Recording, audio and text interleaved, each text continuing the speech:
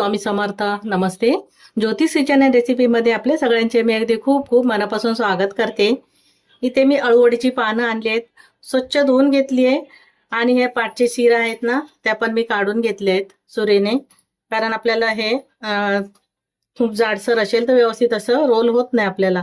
आज मी रोल न करता अशी साधी आणि सोपी पद्धतीने अळूवडी बनवणार आहे.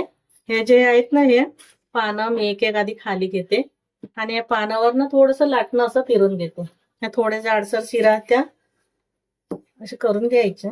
छोटी मोठी पानं आहेत. पहिला मी हे शिरा काढून घेतले आहेत आणि आता हे थोडंसं लाटणं फिरून घेते. आता मी सर्व पानं अशीच आहे थोडंसं लाटणं फिरून या शिरा असं करून घेते. मी ते सर्व पानं असे लाटणं फिरून घेतलंय पानांवर आणि त्यासाठी आता मसाला बनवून घेते. ही पानं सर्व करून झाली आहेत आपली, ते बाजूला ठेवते.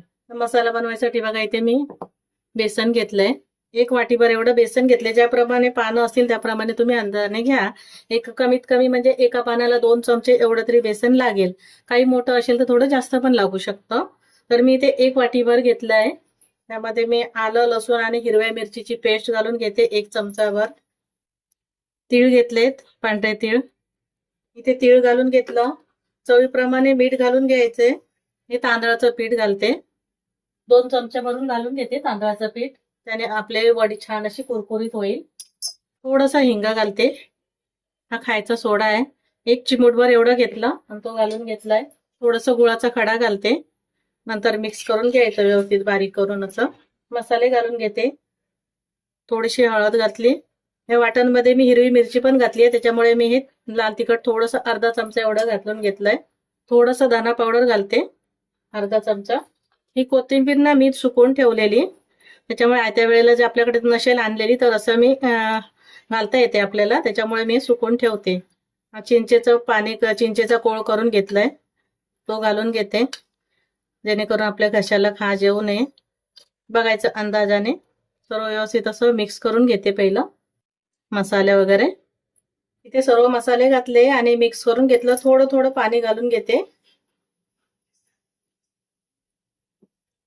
आणि आता थोडं हातानेच मी मिक्स करून घेते, कारण असं होणार नाही. गुळ वगैरे थोडंसं खडा आहे ना, जास्त पातळ पण नाही आणि जास्त घट्ट पण नाही. मी आता हे थोडं थोडं पाणी घालते आणि मिश्रण हे बनवून घेते. इथे थोडं थोडं पाणी घातलं मी आणि मिश्रण हे इतपत असं घट्ट ठेवलंय. जास्त पातळ पण नाहीये आणि जास्त घट्ट पण नाहीये. जास्त पातळ केलं तर आपले अळूवडे असे कुरकुरीत होणार नाही. आता हे पानाला मी लावायला घेते. हे थोडं बाजूला ठेवते 2 मिनिटं.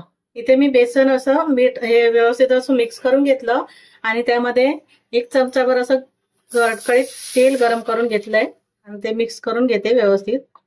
तेल गरम आहे त्याच्यामुळे चमच्यानेच करायचंय, त्याच्यामुळे वडी आपल्या कशा एकदम छान कुरकुरीत होतील.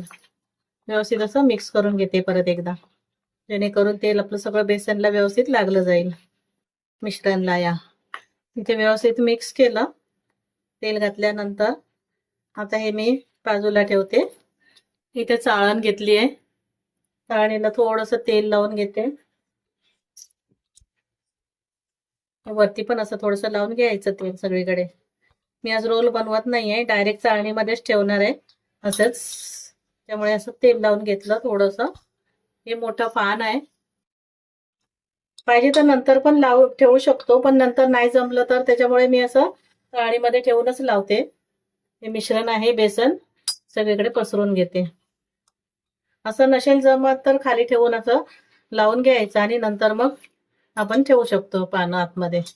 जास्त जाड पण नाही आणि एकदम पातळ पण नाही, थोडंसं असं सगळीकडे पसरून घेते. किंवा हे पानं पहिलं जर आपण ठेवलं ना, समजा असं नाही जमत आहे तर ही चाळण थोडी बाजूला ठेवते आणि पहिल्या पानाला आपण असं खाली ठेवून लावू शकतो. असं व्यवस्थित लावता येतं. छोटं पान असेल ना तर जमतं तसं लावायला.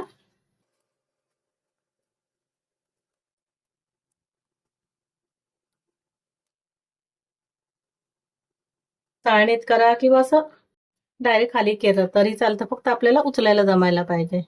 पानाला सगळीकडे व्यवस्थित असं मी मिश्रण लावून घेतलंय. जास्त जाडं पण नाही आणि एकदम पातळ पण नाही ठेवलंय. कुठे वाटलं कमी तर असं पसरवून घ्यायचं परत. आता ही छोटी छोटी पानं आहेत, त्याच्यामुळे मी वरती हे मोठं खाली मोठं पान ठेवलं, जेणेकरून आपल्याला हे दुधायला व्यवस्थित असं होईल. तर आता मी काय करते, सगळ्या अशा पानांना हे मिश्रण लावून घेते बेसन. मी ते सर्व एकावर एक पानं ठेवली आणि हे मिश्रण बेसन लावून घेतलंय. थोडंसं दुडून घेते जेणेकरून आपल्या चाळणीमध्ये पण बसायला पाहिजे व्यवस्थित असं. रोल पाहिजे तर रोल पण बनवू शकतो, पण मी आज रोल नाही बनवत आहे. रोल ना सुटायचं पण टेन्शन नाही आपल्याला. साधी सोपी एकदम पद्धत आहे. थोडंसं बेसन आहे ते व्यवस्थित असं लावून ठेवायचं सगळ्याला. हे मी सर्व असं बेसन लावून घेतलं. आता असं उचलून घेते. असं चाळणीमध्ये लावण्यापेक्षा असं लावायला बरं पडतं आणि हे उचलायला पण असं चाळणीला तेल पहिलंच लावून ठेवलंय आणि हे वाफवायला ठेवते. ते मी कढईमध्ये पाणी ठेवलंय आणि त्यामध्ये ही चाळण ठेवून देते. झाकण ठेवते, गॅस मध्यम करते आणि वाफवून घेते मी 10 मिनिटं. किती वडी मी वाफवायला ठेवलेली 10 ते 12 मिनिटं झाली आहेत. ही वडी वाफवून घेतली मी. हे बघा मस्त अशी वाफवली गेली आहे. आता गॅस बंद करते आणि असं मी थोडा असंच ठेवणार आणि थंड करून घेते. मग 5 मिनिटं मी झाकण काढणार नाहीये, तो अजून थोडीशी वाफवली जाईल त्याच्यामध्ये आणि मग मी थंड करून घेते. इथे मी वाफवायला ठेवलेली वडी 10 ते 15 मिनिटं झाली. इथे वडी मी वाफवून घेतली आहे आणि मस्त अशी छान दिसते, रंग पण आणि शिजली गेली, छान वाफली गेली आहे. तर झाकण मी असंच ठेवते 5 मिनिटं आणि नंतर मग थंड करून घेते. इथे अळूवडी वाफवून मी गार करून घेतली आहे आणि मी कापून घेते. आता आपण हे तेल लावलेलं त्याच्यामुळे बिलकुल चिकटली नाहीये चाळणीला. हे मी काढून घेतलं चाळणीमधून आणि आता कापून घेते. छोटे मोठे जेवढे पाहिजे तेवढं कापून घ्यायचे. थोडे मी बाजूला करते आता आणि कापून घेते. जेवढे तळायचे तेवढे कापून घेते, बाकी मी ठेवून देणार डब्यामध्ये भरून. जेव्हा पाहिजे तेवढं आपण तळून घ्यायचे, नंतर फ्रीजमध्ये ठेवून देते. आता मी थोडेसेच तळून घेणार आहे. एवढे तळून घेते, बाकी ठेवून देते. आता हे तळायला घेते. इथे आता तेल गरम झालंय आणि त्यामध्ये वड्या घालून घेते आणि तळून घेते. आलटून पलटून असे दोन्ही बाजूने तळून घ्यायच्या मस्त अशा. इथे मस्त अशी ही वडी मी तळून घेतली आणि काढून घेते. छान असं पदर सुटलेल्या लेअर सुटले आहेत.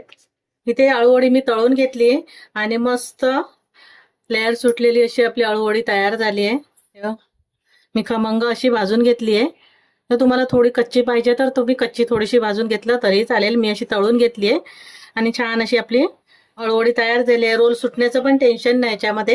ही साधी सोपी रेसिपी आहे. रेसिपी आवडली असेल तर लाईक, शेअर, सबस्क्राईब करा. पुन्हा भेटू आपण अशाच एका नवीन रेसिपी सोबत. धन्यवाद.